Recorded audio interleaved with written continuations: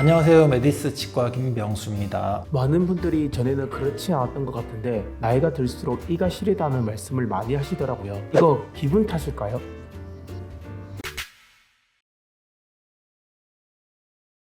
저도 이제 조금씩 시리기 시작했는데 차도 이제 오래 타면 타이어도 이제 마모가 되고 닳는데 이 치아를 막 30년, 40년, 50년씩 막 이렇게 쓰면 치아끼리 씹는 힘, 또 이를 갈고 뭐 이런 힘들에 의해서 자연스럽게 마모가 생깁니다. 그러면 이 외부의 보호막이 제거가 되는 효과라서 안쪽에 신경까지 자극이 많이 전달되는 현상이 생길 수 있죠. 그래서 신경까지의 거리가 짧아지니까 외부 자극들이 훨씬 더 신경에 자극을 많이 주게 됩니다. 그래서 젊을 때는 괜찮았는데 막 나이 들으니 찬물을 먹으면 시리다 이런 것들이 이제 생기는 거죠. 이외에도 바깥 잇몸 경계 부분 이가 패인다든지 아니면 이가 좀 깨져 나간다든지 이런 것들이 생길 수가 있는데 보통 씹는 힘들이 치아에 많이 전달되면서 그 약한 부위가 이가 조금씩 깨져 나가는 경우들이 많이 생기거든요. 그래서 씹는 힘이 너무 강하시거나 이렇게 꽉 깨무시는 분들은 전체적으로 이렇게 이가 많이 패여 있는 경우가 많아요.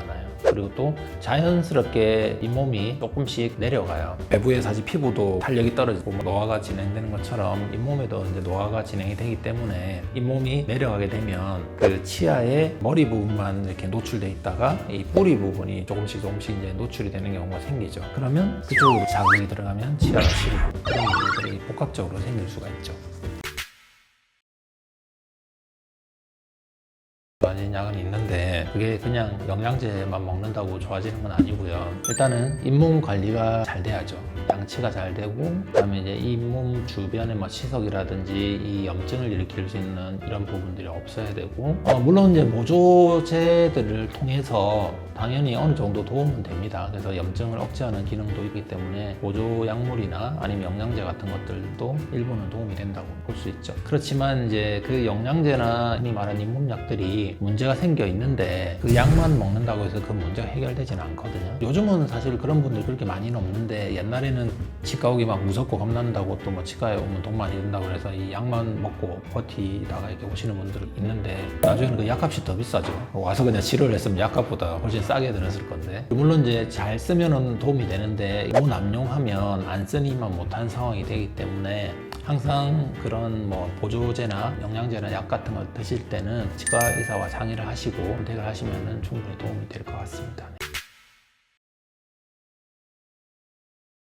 매번 사실 강조를 하지만 결국은 입안이 깨끗하게 관리가 되느냐가 결국은 제일 핵심입니다. 양치질이 잘 되어야 되고 거기에다가 덧붙인다고 하면 담배입니다. 흡연을 하시는 분들 이렇게 입안을 보면 이 계속 만성 염증 상태에 있어요. 뭐 염증이 생기더라도 빨리 다시 원상복귀가 되면 괜찮은데 이 만성 염증이 되면 계속 지속적으로 염증을 일으키면서 이렇게 뼈가 녹아내려가거든요. 치약 같은 경우는 시린 데 쓰는 치약들 좀 장기적으로 써주시면 이가 좀 시려서 고생하시거나 힘드신 분들한테는 조금 더 도움이 되는 것 같고요. 물줄기를 통해서 잇몸 마사지를 하고 잇몸 사이사이를 닦아주고 이런 제품들이 있죠. 그런 것들을 쓰면 염증이 되게 빨리 개선되고 이런 것들이 보이거든요. 그래서 그런 잇몸 마사지도 상당히 도움이 많이 되는 것 같습니다. 아까도 말씀드렸다시피 얼마나 깨끗한 환경을 잘 만들어주냐 뭐 이런 것들이 제일 큰 문제고요. 기본적으로 잇몸도 이도 몸의 한 부분이잖아요. 음식도 잘 드셔야 되고 운동도 잘 하셔야 되고 그래서 건강한 몸을 유지하시는 것들이 제일 중요하고요. 뭐 입안이 조금 안 좋을 때는 좀 깨끗하게 또 건강하게 만드는 그런 보조적인 방법들을 병행하시면은 좋은 환경을 이제 잘 유지하셔서 보안 관리를 잘 하실 수 있을 것 같습니다. 오늘도 시청해 주셔서 감사합니다.